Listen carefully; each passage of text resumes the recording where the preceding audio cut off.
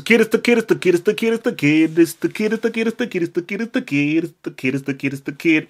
Hey guys, Superman here double. Sorry that this is late. This is of course the Q&A that should happen on Friday, but things occurred that I had to take care of. But yeah, I'm here. I'm black, guys. I'm still sexy. I'm still sexy. I'm still sexy. I'm still sexy. I'm still sexy. I'm still sexy. I'm still sexy.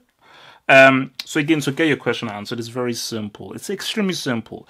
You simply go to the website, the official website, halfoffootballhot.com, where you can look at the Brick Academy, the current rankings, and all that juicy stuff. And you scroll down on the front page, you go, put in your name, put in your email, and then put in your question below. Ask me anything, football or non-football related. I will answer it. Speaking of, Wilder and Otis tonight. I forgot about that. Without further ado, let's us feng shui. So, first question. Let's see what's popping. Bloody hell! Also a lot of quacks. Okay, let's first one. Remember, I can only read one question at a time. Okay, I think these are old. I think these are old. Okay, sorry. I mean, yeah, man, it keeps messing me up with all these old things. Okay, from Pablo. You talked about trilogies in one of your recent videos. Don't you think Batman, the newer ones, has to be at least top 20? No. I found that while Batman Begins wasn't that exciting, The Dark Knight and Dark Knight Rises were really enjoyable movies. Nope. Do you like the Spider-Man trilogy? Nope. Because many people that I know like it, but I thought they were all bad movies. Yes. Finally, who do you think will win the Europa League? So for me, Batman Begins, I think it's a really good Batman film. You know, definitely. I still put Batman Returns and Batman ahead of it, but Batman Begins is, for me, it's had some of the most amazing scenes. And in my opinion, Batman Begins has one of the best endings to any film I've ever seen. Dark Knight, for me, was pretentious. Superb performance by Heath Ledger, amazing performance by Gary Oldman, but apart from that, pretentious, too preachy. And Dark Knight Rises is one of the worst films I've ever seen in the cinema, and it's probably one of the most embarrassed I've ever felt in the cinema. It's the same film where Batman was carrying a bomb, like an Acme-style bomb that you see in the cartoon that's like the shape of a ball, and he nuked himself. I mean, I could go on and on because it would be too much, because this is the same Batman. This is dude that you're Batman for 1-2 years and you want to retire. You want to retire? I mean, what kind of chump is that? Look, I'll just get too deep. For me, Spider-Man was actually the comic I read. I didn't read Batman comics because I thought I couldn't read a comic of a guy wearing gray pajamas. I thought it was stupid. So Spider-Man, he still has the correct costume, and that was the comic I read. And for me, I thought all the Spider-Man Raimi films were crap. You know, I felt that the guy who played Amazing Spider-Man, he was a good actor, but the films were crap. You know, and this current one, Spider-Man Homecoming, this is easily, not even question, easily the best Spider-Man film. As far as who I think Spider-Man is and how he should be portrayed as his character, Spider-Man Homecoming perfectly shows that. Europe, who do I think will win the Europa League? I mean, I've got my eyes on Dortmund or Lyon, or on one of these French teams. But I think because there's so many teams that are stronger there, but I've got my eyes on Lyon. You know, I've got my eyes on one of the French teams. I think Lyon are still in it, and I've got my eyes on Dortmund. I've got my eyes on them. Arsenal.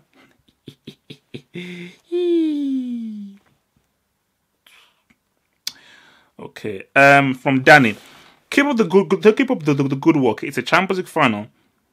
Both your main strikers get unfortunately injured, and you can't play the rest of the game. On your bench, you have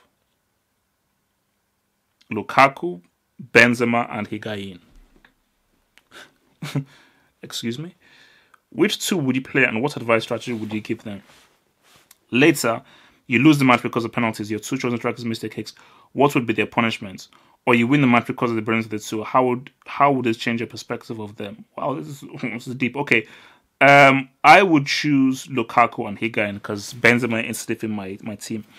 And the advice I would give to them, I'll say for Lukaku, please use your upper body strength properly and try to learn to control the ball.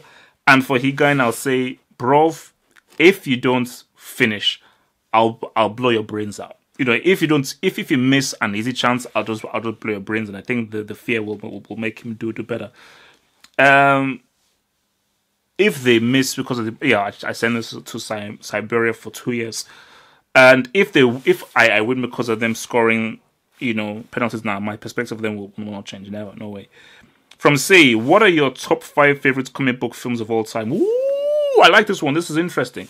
Top 5 favorite comic books of all time. Comic book movies of all time.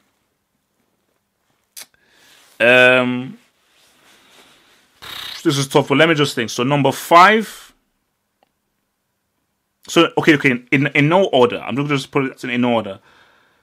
So you've got Batman. You've got Sin City. You've got Captain America. You've got Civil War, and you've got Blade. I don't know whether these are my personal favorites. I don't know whether I'm missing one. And you know what? Matrix Reloaded is arguably a superhero movie. Reloaded is actually, but let me just keep to comic book movies. So, if I was to say a top 5, I would roll with Blade in number 5.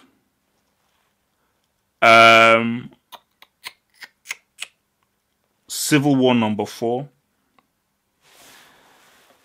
Sin City 3. Captain America First Avenger 2. And number 1 always will be Batman. But I will say this.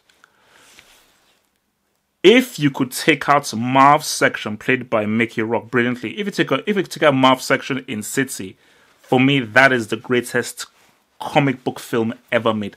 That short story and that segment, because the other stuff was just but that short story with Marv, with Mickey Rourke, and how it was shot, and every single frame, every single piece of film of that thing is perfection. So that's Marv's section in City for me is the greatest comic book film ever made. And I would say a special mention, like number 6, would be Batman Begins. So yeah, thanks for the question. I like that. That was cool. PQU Disney. Hey HH, bit of a random question, but what are your thoughts on marijuana becoming legal for recreational use in Canada later this year? Also, do you think marijuana should be legal in the UK as well? Yeah, I think it should. As long as it's for recreational use, why not? And I think banning this, so you want to ban marijuana, you want to ban weed, but you want to legalize guns. You want to ban marijuana, you want to ban weed, but you want to legalize and promote the use of guns and violence. That doesn't make that really doesn't make any sense, does it? So yeah, I mean, I'm all for weed and all that stuff, man. That's some good stuff. Callum, hey HH, if United, Liverpool or Tottenham win the Champions League and finish second, and City only win the league like we all expect them to, and the Mickey Mouse Cup, who do you say had the better season? Okay, so if United, Liverpool or Tottenham win the Champions League and finish second, and City only win the league like we all expect, and the Mickey Mouse Cup,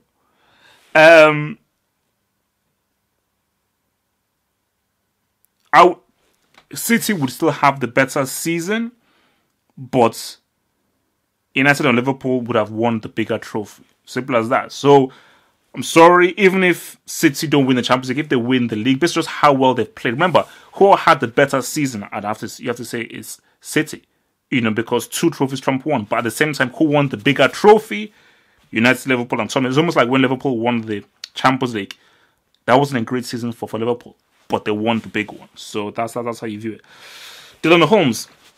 Hey HH, with Arsenal Fan TV celebrating its 5th anniversary, what are your thoughts on fan channels? And which is your favourite out of the ones out there, such as Full-Time Devils, Chelsea's fans channel, 100% Chelsea, and Redmen TV? Also, do you think fan channels should have a place on YouTube today? Yeah, I like that question. Fan channels are revolutionary. I am not a fan channel, and I think when I started this thing in 2010, I said I'm a football analyst. I look at football throughout every single league, and I cover every single team. And I think what this channel is not what the other channels are. That's like, this is something that is completely different, So in that sense, that is why this stands out. But as far as fan channels, I think they are great and they are revolutionizing how we look at football and how we consume football, because again, ESPN, BBC, NBC, most of those guys are clowns. Most of those guys are clowns who are very boring and they're not really saying anything. I mean, when you look at fan channels, you get some crazy guys, but you get some guys that are very, very insightful. For me, I'm a huge fan of Robbie. I'm a huge fan of what he does for Arsenal Fan TV. It's not for me. As a non-Arsenal fan, Arsenal Fan TV isn't for me, and I think the people there have become sort of caricatures of themselves, and you pretty much go there to laugh. If you're a non-Arsenal fan, you go there to laugh. So, but beyond that, Robbie is a genius. He is a genius, as in he was the first to do it. Everyone else copied him, and he was the first to do it, and he is still the best at doing it. As in, his interviewing has improved so much. Because I remember when when it began, and he's improved so much. And just to see how it has blown up and how it has increased, for me, I just think it is an incredible, amazing story of the power of the individual over the corporation. And I told him, man, us individuals doing this stuff, man, we're coming for those corporations, baby. We're coming for, it's real. It's real. It's about us, baby. For the other ones, huge fan of 100% Chelsea. I know the guy Louis Beneventi, a really, really cool guy. For me, if it's between Redmen TV and Football Banter Show, I'm choosing Football Banter Show. I think for them, they give far better Liverpool analysis. Is Chelsea Fans Channel the one with the stripper? I don't know whether it is, because one of them has, and this is not me being rude. One of those Chelsea channels has a lady who was nude.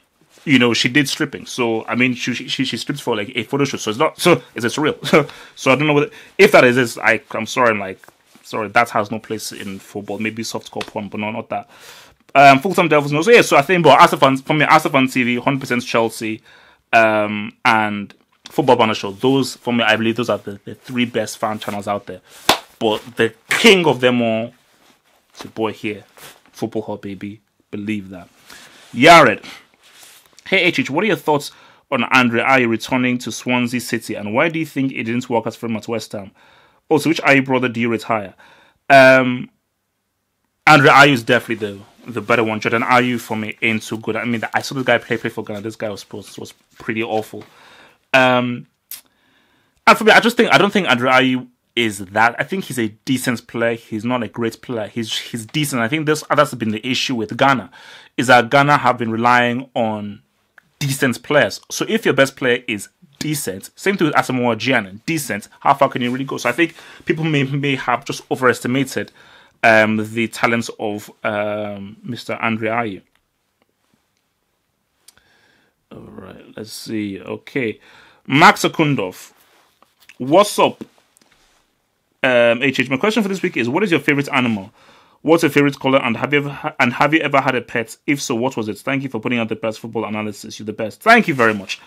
My favorite animal has to be, it's a tie between a cat and a, no, they're just so, they're too many. But I think a tie between a cat and a parrot. I'm just fascinated by parrots. I just think parrots are just really, really interesting, you know. The fact that they can repeat what you say.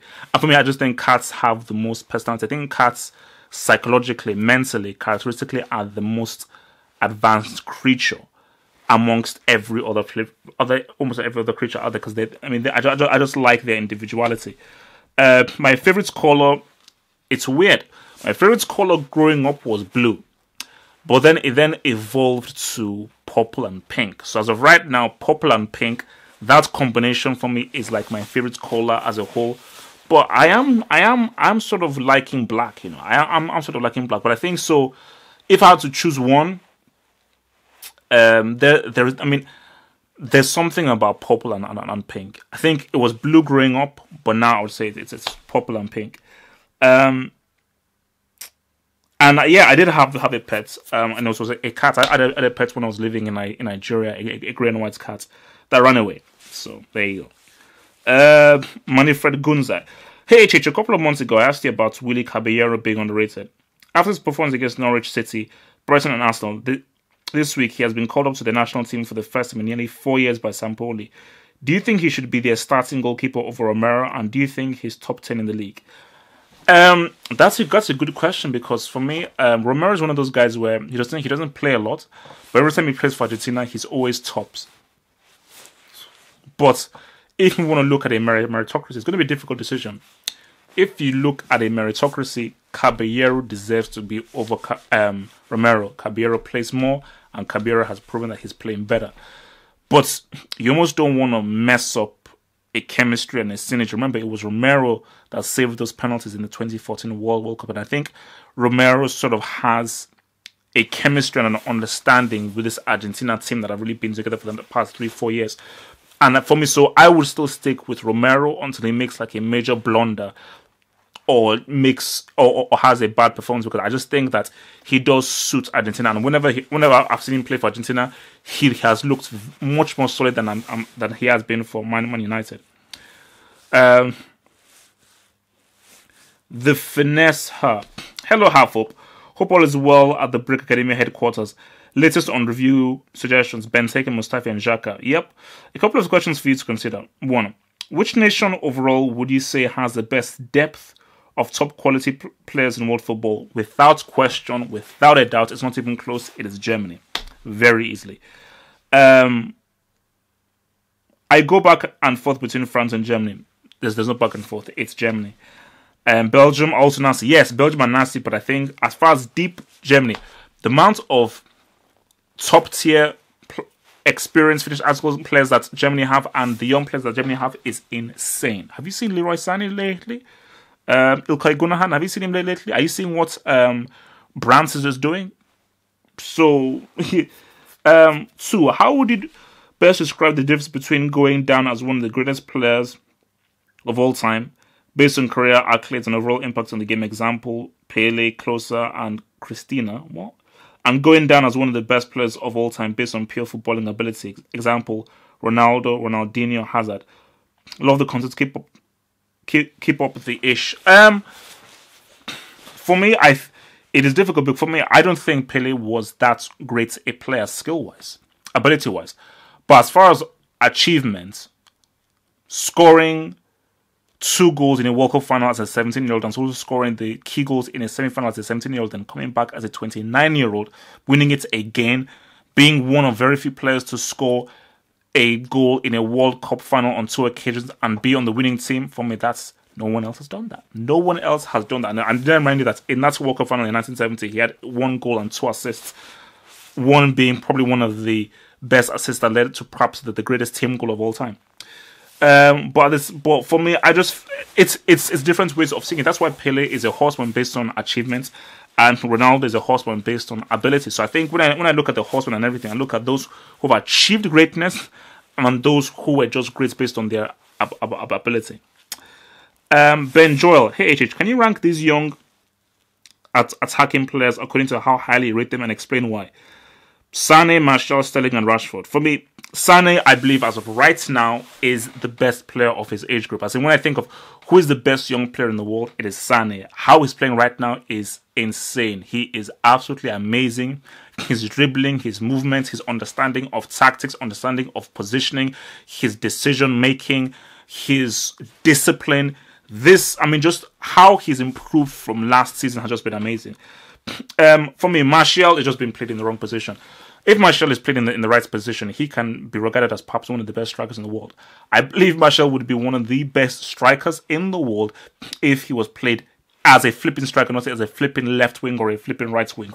Bloody Uncle Mo and his big head. Sterling, for me, I say Sterling very, very good. The most improved player. As when I look at who's the most improved player from last season to this season, 100% it has been Sterling. He has had an amazing improvement. Rashford, he's fallen off. There's talent there. There's ability there. There is something there that I think England can use, because I think he has a very good ability, right foot, left foot, and also moving the ball forward and really taking the game to defenders. But I just think that, maybe he just needs some better coaching and refinement, because he's sort of fallen wayward and is making so many schoolboy errors. Pierre-Richard Michel. Hello, HH. Keep the excellent work and more meals videos. The question this week is, Neymar injury will be a better thing for Brazil to have him 100% fit for the World Cup. The Brazilian doctors are saying he will need 3 months. Will he be fully rested? And also Barcelona versus Atletico at the new camp. Barcelona still undefeated in La Liga. Can Atletico do an upset and bring La Liga race down to 2 points only? No, they can't. Atletico will not be able to do that. Neymar, Brazil needed Neymar for the World Cup. I don't want to hear this talk about how Brazil can still benefit without Neymar and so forth. And yeah, you know, it's tough. 3 months. Will he be fully rested? We don't know. It's a shame. It's a shame, and for me, I find it just frankly disgusting, and I don't want to talk about it because it's how one of the potential stars of the World Cup is now injured before it makes me sick. Shadow Huddle. Hey, HH, I've noticed how you appreciate players for a lot more than numbers and stats like most in my age group. That being said, I'd like to know your thoughts on these 3 Juve legends, Pavel Nedved, Alessandro Del Piero, and Mauro Camoranesi. Man, I remember Camoranesi because I used to use him a lot on the old FIFA. Nedved, for me, I believe was the best attacking midfielder of his generation. You know, a guy who literally was like a burst of energy. You know, so very, very good player and played the attacking midfielder position great. Camoranesi was a technically very nice player, just technically nice. Not outstanding, not amazing, but for what he was able to do and just being very good on the ball, very dependable, always giving you quality control. That was Camoranesi. Guys, man, Delic is my guy. Delic is my guy, man. As I told you, like, back in the 90s, man, one of the reasons why I bought a Juve jersey was because of Del Piero. The Delic, Del Piero's on, like, Del Piero there was something just quality about him, about the way he played. And as far as, I don't think I can think of a better player who mastered the art of turning in and calling the ball into the far bottom corner. As in, he perfected that skill to a flipping T. So for me, Del Piero is close to my heart, man. That was a player that really got me into liking Juventus back in the late 90s. James Lombardo, with West Brom's relegation looking imminent, do you think the club should stick with Alan Pardew in the Championship next season or hire a new manager? And do you think the decision to sack Pulis back in November was the right one? And if so, did you think Pardew was the right man for the job? So I say they sack Pardew, because when you look at that whole taxi escapade and how he's not been able to have a handle on this West Brom thing and the players, it seems as if they need someone completely new. You only keep Pardew if you completely, totally revamp the whole team and they say, no, we start from scratch and now we have to be proper and serious. They shouldn't have sacked Pulis. I don't think they should have. I think for Pulis, they were in a rush, but I just felt Pulis is too good of a manager just to not give him a season. Not give him a season, I think that was wrong. I think Pulis just needed time to get through the rot, which we can obviously see there's rot there because of how the players are misbehaving. And then he maybe would have made some very key important changes in January or so forth. So yeah, I think they shouldn't really have sacked him. That have kept with him. But West Brom looks like if it's going to be his championship for you.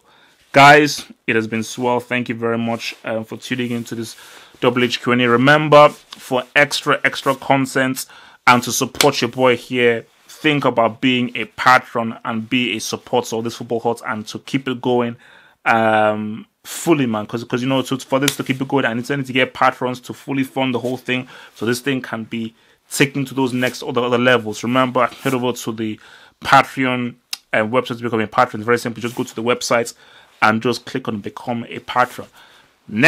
So I will see you guys next Friday, hopefully, and I will hopefully be doing this next Friday. Remember, and I love non-football questions, football questions, non-football questions, sporting questions. Ask me anything. Head to the website, you scroll down, contact us, put in your name, your email, and your message, and I will get back to you. Peace out, stay true, and stay black.